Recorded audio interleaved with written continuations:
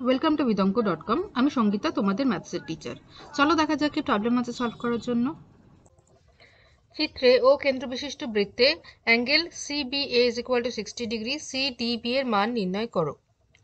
ওকে, তো দেখো এই যে চিত্রে একটি দেওয়া আছে, যে চিত্রটি আছে, তো সেখানে CBA এই অ্যাঙ্গেলটা দেওয়া আছে 60 ডিগ্রি, যেখানে দেখো এই A ও B হচ্ছে বৃত্তের ব্যাস।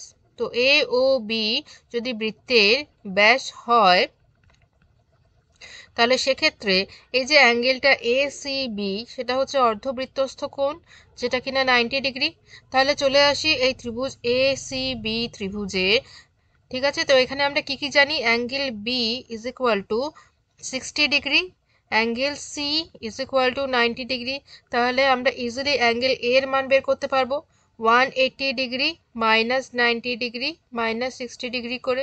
180 minus 90 is 90 degree, 90 minus 60 is 30 degree. তাহলে অ্যাঙ্গেল A পেলাম আমরা কি না 30 ডিগ্রি। এবারে চলে আসো এই বিসি বৃত্তচাপে।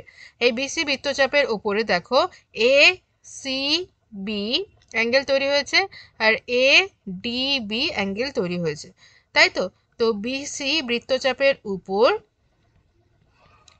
অ্যাঙ্গেল CAB তৈরি হয়েছে আর অ্যাঙ্গেল CDB তৈরি হয়েছে।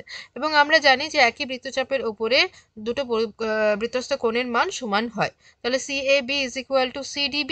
তো দেয়ারফর CAB এর ভ্যালু আমরা পেয়েছি 30 degree, therefore CDB is also 30 degree. তো আমাদের মান নির্ণয় করা হয়ে গেল। So this is our answer. Thank you for watching vidonko.com। অঙ্কের আরও প্রবলেম এবং সলিউশনের জন্য আমাদের ওয়েবসাইট অবশ্যই ব্রাউজ করুন।